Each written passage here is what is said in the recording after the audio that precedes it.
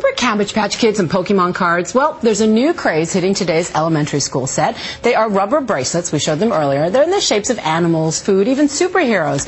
And they're such a big hit with my boys and George's girls that schools are actually having to ban them because they're so distracting. If you have kids of a certain age and you haven't heard of them, trust me, you will soon. They're called silly bands. I have like 150 something. Oh, everyone in the has. Like, does everybody want to have them? Or? Yeah.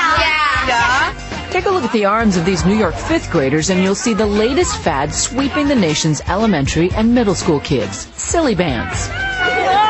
These stretchy, glorified rubber bands start out in collectible shapes, ranging from animals to superheroes. Some are called silly bands, others zany bands, or crazy bands. But with no patent, there are plenty of knockoffs. This store sold 4,000 packs with a dozen each in a matter of weeks. You can get numbers, alphabets, dinosaurs, farm animals, princess, fast food, mythical, western. You can wear them, and then also you can trade them, which makes them fun. Even Sex and the City star Sarah Jessica Parker is into silly bands, going into the audience on Regis and Kelly to borrow a bracelet for Reed. And it matches his outfit today.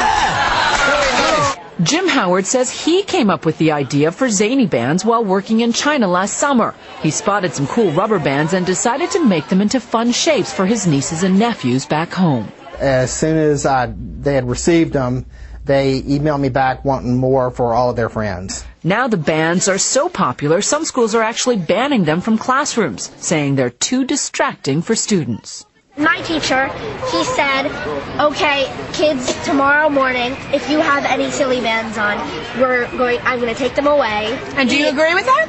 No. Why? Because I think he should only take them away from the kids who were, like, getting distracted by them. Like, one for one, not all for one. And some kids wear so many, they can actually cut off circulation. Oh, I see the red marks on your hand. So these hurt your hands because they're the little ones? Yeah, mostly the blue. Okay, So why do you wear them if they hurt?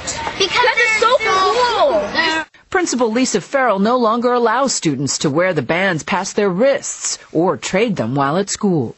At one point, my school nurse came down to me and said, have you noticed all the silly bands on the children's arms?